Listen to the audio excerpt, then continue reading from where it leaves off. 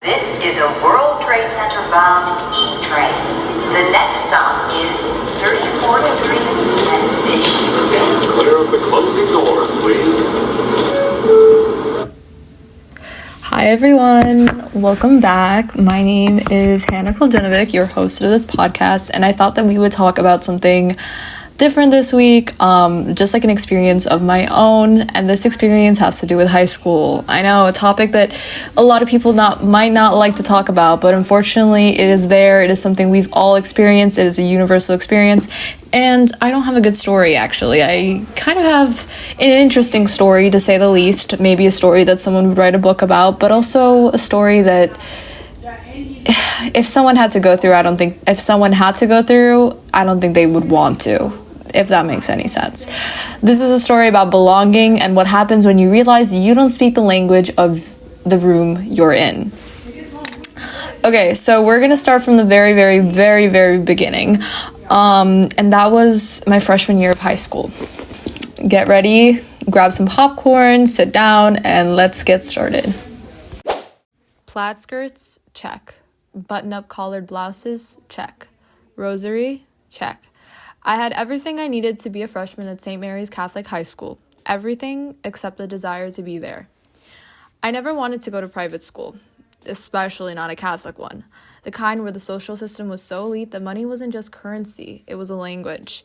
At St. Mary's, anything less than a winter break in Aspen was unacceptable, and if you couldn't afford to buy your friend designer handbags for Christmas, you weren't really part of the system. I was more than happy going to public school. Most of my friends were already going. It made sense. It was familiar.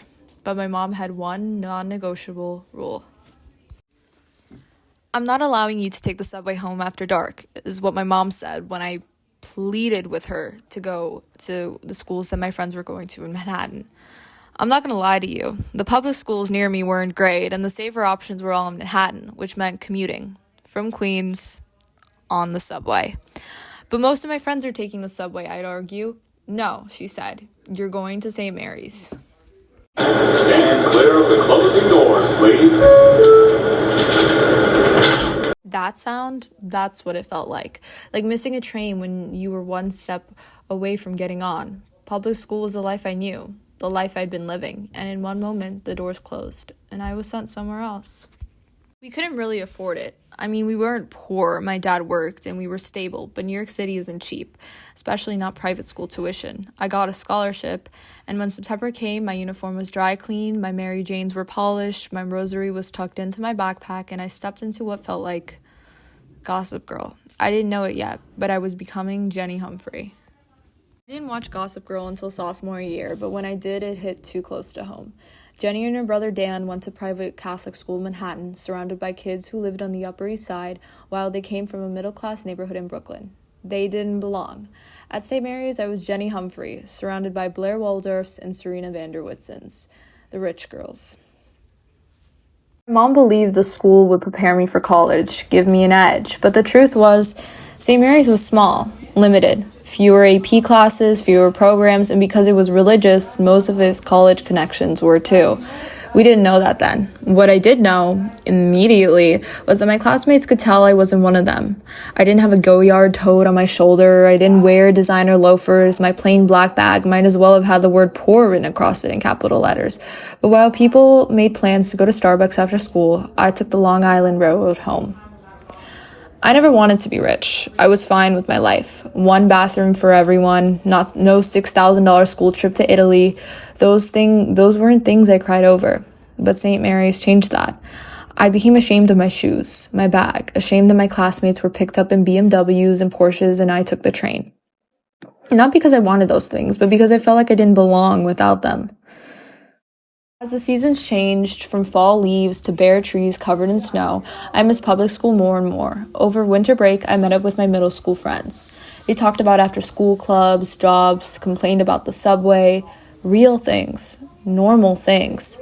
Meanwhile, my St. Mary's friends debated whose Sweet 16 would be bigger and which Chanel bag they were buying next semester, because the bag they had now just wouldn't do. My old friends noticed the change in me. I was tense, on edge. I had nothing exciting to share, because fitting in felt like walking on a tightrope. And if not being wealthy wasn't enough, my dad being Muslim definitely was. I never announced it, it just came up casually, and somehow it spread. Teachers who once smiled stopped calling on me. Theology class became unbearable, not because of the sister teaching it. She was kind, but because of the side glances, the quiet judgment. A school that preached kindness didn't practice it. My parents let me transfer junior year. And even if it sounds dramatic, those 2 years were the worst of my life. Not because of grades, not because of rules, but because I learned to feel ashamed of things I never should have been ashamed of. Still, they taught me something, that no matter where I am, there's no part of my background I should hide. I'm proud of my mom, who went to Hunter College as an immigrant while working full-time. I'm proud of my dad, who fled war and built a life in New York without a college degree. I didn't need a BMW or a designer bag or an expensive Sweet 16. I had something better, a family that loved me, and a sense of self I had to fight to reclaim. It wasn't just a story about school. It was about learning who I was when I didn't fit the script. Okay, guys, that's it for today, for this week's story. Let me know how you like it, and if you have any comments, concerns, questions, and if you dealt with something like this when you were in high school or something similar, if you felt like Jenny Humphrey in a world full of Serena Vanderwoodsons and Blair Waldorfs and all things alike. And thank you so much for tuning in. I hope you guys enjoyed, and I will see you in the next one. Bye!